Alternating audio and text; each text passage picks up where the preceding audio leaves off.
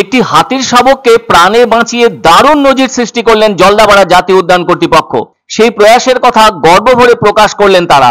জানা গেছে 2020 সালের সেপ্টেম্বর মাসে জলদাপাড়া জঙ্গলের ভেতর দিয়ে বয়ে চলা খরস্রোতা পাহাড়ি নদী তোরসার ভেতরে একটি হাতির শাবককে ভেসে যেতে দেখেছিলেন বনকর্মীরা।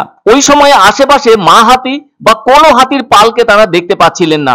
শেষ পর্যন্ত সবটা বুঝতে পেরে বনকর্মীরা মনেও করেছিলেন দলছুট হয়ে ওই হাতির শাবকটি নদীর মধ্যে নেমে পড়ায় এমন বিপত্তি ঘটে যায়। ফলে ওই খরস্রোতা তোরসার ভেতর থেকে বনকর্মীরা বহু কষ্টে উদ্ধার করে হস্তি শাবকটিকে সোজা জলদাপাড়া জাতীয় উদ্যানের পিলখানায় নিয়ে আসেন।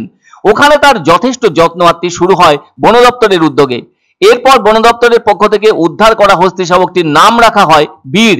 সত্যি কথা বলতে কি, ওই হস্তি শাবকটি তো একরকম দুধের শিশুর মতো, তাই তাকে ফিডিং বোতলে ল্যাক্টোজেন খাওয়াতে শুরু করেন বনকর্মীরা। ধীরে ধীরে একেবারে মানব শিশুর মতোই দারুণ আদর যত্নে ওই পিলখানায় বড় হতে লাগলো বীর। তবে কোনোভাবেই যত্ন আত্মি কমে যায়নি তার প্রতি। বর্তমানে তার বয়স 4 বছর। সে কারণে বীরের চেহারায় যথেষ্ট পার্থক্য লক্ষ্য করা যাচ্ছে।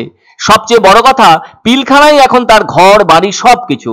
আর তাই বনকর্মীদের সঙ্গে তার দারুণ বন্ধুত্বপূর্ণ সম্পর্ক। সেজন্য বনকর্মীদের সঙ্গে সময় কাটায় বীর।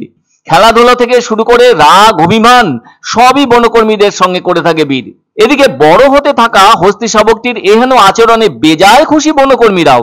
সত্যি তো, সেদিন ভুটান পাহাড়ের বাড়তি বৃষ্টির জল কোনো কারণে নেমে এলে আজকের এই বীরের সেদিন কি পরিণতি হতে পারত তা ভাবলে বনকর্মীদের বুকের ভেতরটা আজও কেঁপে ওঠে। তবে নদী পার হতে গিয়ে কখনো কখনো হাতির দলের ক্ষেত্রে দুর্ঘটনাও ঘটে থাকে।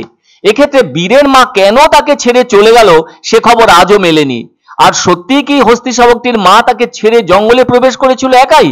প্রশ্নটা মনে এলেও ছকে মেলে না, কেননা এমনিতেই মা হাতিরা তাদের বাচ্চাকে সব সময় আগলে রাখে। তবে বীরকে কেন আগলে রাখলো না তার মা, সেই প্রশ্নের উত্তর কোনোভাবেই পাননি জলদাপাড়া জাতীয় উদ্যানের কর্মীরা। যাই হোক, তোরসা থেকে উদ্ধার করে আনা হস্তি শাবকটি এখন অনেকটা বড় হয়েছে, আর তাকে কেন্দ্র করে যথেষ্ট খুনসুটি চলতে থাকে প্রতিদিনই। কখনো দেখা যাচ্ছে হস্তি শাবক বীর তার আগে এক বনকর্মীকে দৌড়তে দেখছে, আর অমনি সে তার পিছন পিছন ছুটতে শুরু করেছে। আসলে এমনটা তো সচরাচর দেখা যায় না, কারণ সবসময় তো এভাবে হস্তি শাবক মেলে না বনকর্মীদের কাছে।